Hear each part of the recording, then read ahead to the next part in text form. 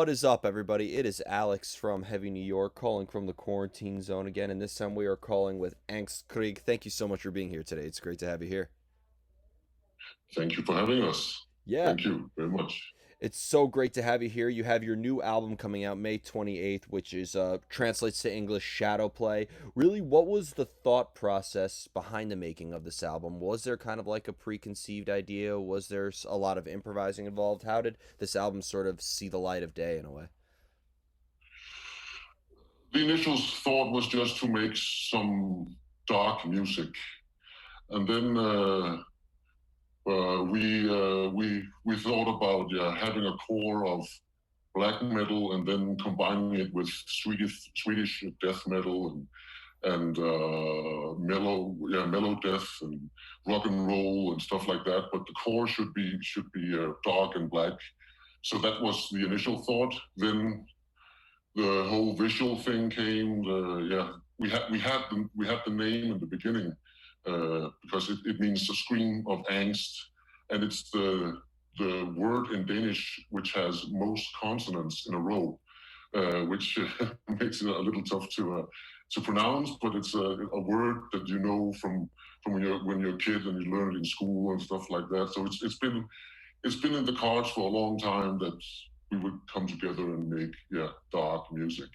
It's funny you mentioned like the inspirations because when I listen to this album, it almost is kind of like if Norway and Sweden were one country. You brought like the Norwegian black metal and the Swedish Yeah, death metal. You brought the Mayhems and the Emperors with the At the Gates and the Haunted. So it's fair to say that sure. that you take multiple inspirations. It's not like you're trying to focus on one specific genre, right? Not at all. It's that's why we call it Nordic black metal to pay homage to all of the Nordic metal music, because we definitely have a lot of Norway, a lot of Sweden. We also have what we call the Danish Groove, and the atmosphere of Finland and Iceland, and the Faroe Islands. So it's everything combined.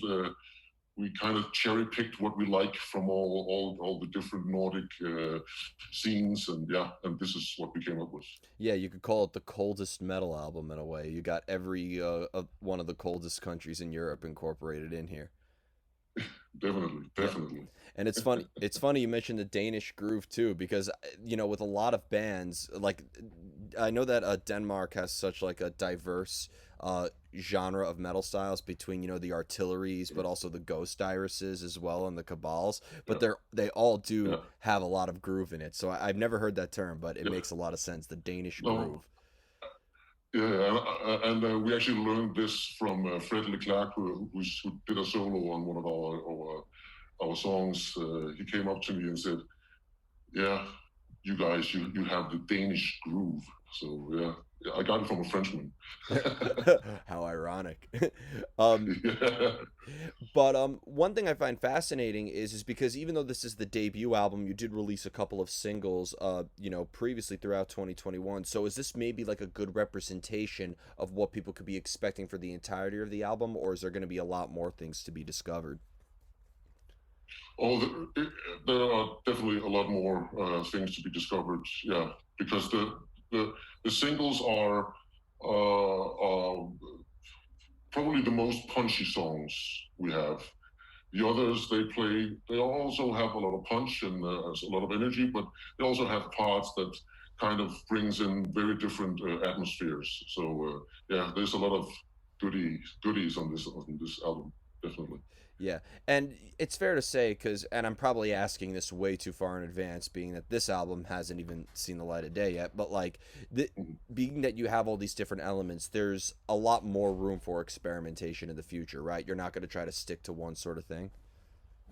No, we would never do that. We will always like seek new territories and push the envelope, not just to the listeners, but also push ourselves to do even more. Yeah, you could say crazy stuff, and to try different genres, maybe incorporate, I don't know, jazz or whatever. But yeah, it's a developing project. It's a work in progress throughout. Yeah, you should really shock the fans and do something like very mainstream. Yeah, yes, yeah, yeah, exactly. Yeah. Yes, some No, gentle, never. I don't think that would happen. some gentle love ballads. Yeah, that would be fun. That would be really fun. Hey, That's a good idea, actually. you Yeah, take we should definitely think about it. hey, you take a lot of Swedish influences, so bring in some Kent into the mix. Yeah, exactly. Or ABBA. Yeah, of course. Oh, I'm waiting to hear a black metal version of Dancing Queen. Just one time in my life. Yeah, This has to yeah, happen. yeah. That's gonna be on the Japanese version of the next album. Yeah, that obscure bonus track that you if you want it, you have to re-download LimeWire. You're gonna make LimeWire cool Exactly. again. Exactly. Uh, That's the aim. That's the aim. That's the aim of the whole project. awesome. Do you consider your music to be very conceptually driven? Like, do you have like lyrical concepts in mind that could help dictate the sound or the structure of the music, or does music always need to be laid down first before any lyrical ideas come into play? It's the music first. That's definitely true. It's the music first for us, and then but again we kind of have had ideas of what we would do lyrically, but it was definitely the music, the compositions first, and then building the lyrics around the compositions. Okay, so is it fair to say that your music is very open to interpretation? Uh, Lyric wise, maybe not. Um, it's of course we write in Danish because we chose the language that we could express ourselves the best in. So and what this general theme is about, it's it's a critique or maybe a commentary to what within philosophy is called modernity and the modern thought, and the problems of modernity, like climate change and totally deregulated economies and stuff like that. Not that we would call ourselves, no, we're not socialists. We are actually something completely different, because again, we go against almost all kinds of idealism and essentialism, and we advocate for a more pragmatic way of conceiving reality, so to speak. That Uh, that's a really interesting point that you bring up, because this now just made your band 10 times more punk rock, I would say. But like, we've seen a lot of bands, incorporate these ideas in multiple languages too. We've seen it in punk rock, we've seen it in, heavy metal, we've seen it in hip hop even. Like, why do you feel that yeah. maybe your style of music and the persona that you portray is like the best art to express this message? I guess it's because this is how we know how to express ourselves. I guess would not say it's out of necessity, but this is the skills we taught ourselves and got taught, and this is the way this is our vehicle of communication, I guess. And then the whole visual thing came out of the music afterwards. It kind of oozed, kind of grew out of the music, that this was the way that we thought our music looked. Yeah, I love the mysterious aspect behind it, because when people think of black metal, they think of corpse paint and all that, or people.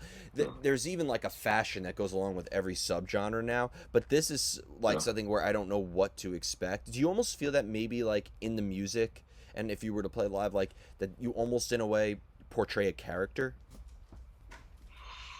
Um, yes and no. There's a lot of personality in this music. There's a lot of ourselves, but of course it's we put on a facade. Like everybody else, we just made it very very clear that we all have facades. Yeah, uh, you're honest about it. so yes, yeah, exactly. So we, of course, we portray a character, but there's a lot of realness, so to speak, within it.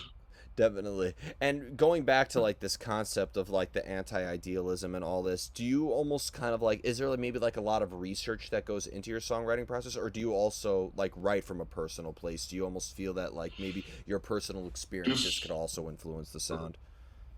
both, again, both. But this lyrical universe was definitely something that we were trained in as a part of our academic lives and so forth. So it's something that we have studied for many years before we made this album Yeah. and these lyrics. But yeah, let's see what happens on the next album. Maybe it becomes more, you could say, existential, or maybe from a more personal angle. But right now, it's the big picture we're talking about. Yeah. Well, you know, I think I've had a discussion. I was interviewing David Draymond of Disturbed, and he mentioned that like you know your life experiences make you who you are. Like, and no matter what, Sure. even if you're a band like Guar that like you know don't take themselves too seriously and you know portray these characters and you know write music for like fun in a way, there's no denying that like whoever they were underneath those costumes, like how do you know they maybe if they had different experiences they wouldn't be writing the style of music that we do. I think in the end your experiences with the world are going to influence you whether you realize it or not.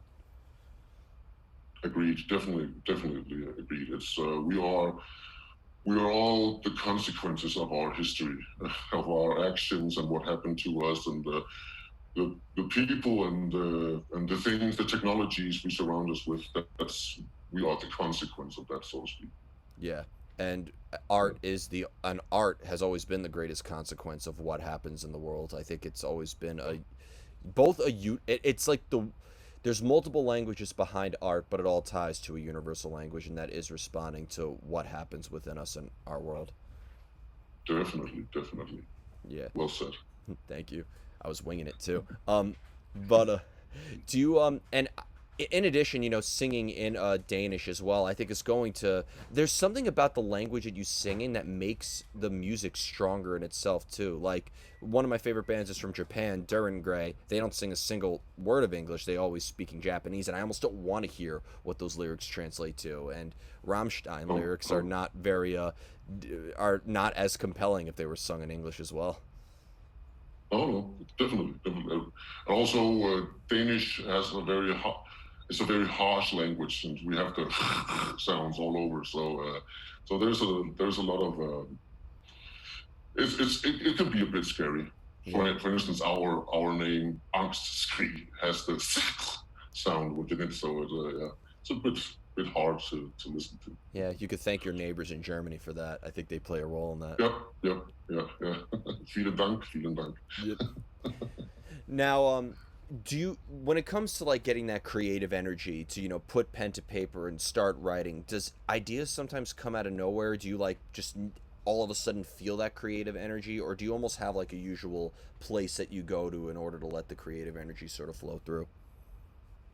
No, it's very spontaneous. For us, it's very spontaneous. It can happen while sitting watching some stupid, I don't know, romantic comedy, and then all of a sudden there's an idea for some riff or whatever, and then pause, find find your guitar or whatever, and then create. So it's a very has been a very spontaneous process, which which kind of translates into how short a while we wrote this album within.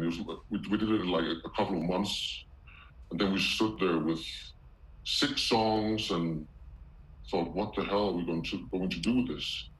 And then, all right, let's call our producer. 2 months later, we were in the studio, and then boom, boom, boom.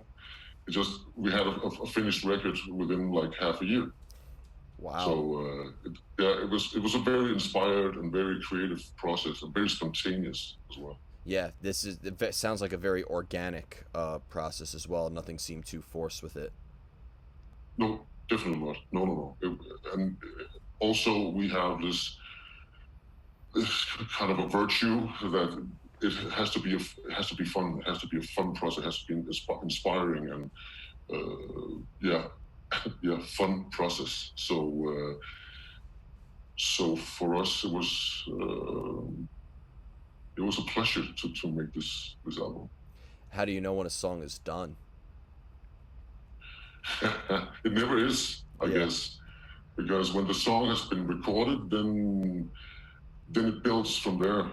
Maybe it dies, maybe it builds and builds and builds for years to come, and all of a sudden you are being played every Christmas because you made a Christmas song or something. You know, it just builds and builds. Uh, so never, maybe. Yeah. Yeah, never.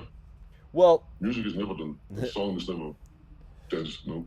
well, for all 6 songs on this album, I wouldn't change a single thing. I'm really glad that you decided to stop when you did because I feel like that this album, and I don't even know if this may have been your goal, but I feel like this album really does capture a moment. It captures like a spark of energy that Yeah, you go right into it when the album starts and it dies as soon as it ends. Like I feel like it really captures an essence of time. yeah. So if you were to overthink anything, I think it could have potentially destroyed this. So I, excellent work. yeah. You're probably right. So yeah, and it was a burst of energy. It was a light suddenly switched on, and then poof, it just happened. It was again very spontaneous. Very is it called momentaneous? Yeah, something like that. So, before we go, I want to thank you so much for your time and for a great conversation today. Is there just anything else that you would like to promote with the release of this album in terms of, obviously thanks to a certain bullshit virus that shall not be named, obviously shows aren't happening, but at the moment, but we'll be seeing you on the road quite a bit, right? Can you bring ANGSTSKRÍG to the States one day, please? We will work on it. That's for sure. First of all, we start with Denmark, then we take Europe, and then we go further and further abroad. So at one point we will get to the States, that's for sure. Yeah, and I gotta see you walking around the streets of New York City one day. This would be great. Like, Yeah. I gotta see you on the subway. It's gonna happen. Oh, it'll be great. But thank you so much, everybody. We are here with ANGSTSKRÍG. Be sure to check out the new album Shadowplay coming out May 28th. This is Alex from Heavy New York, and we will see you next time.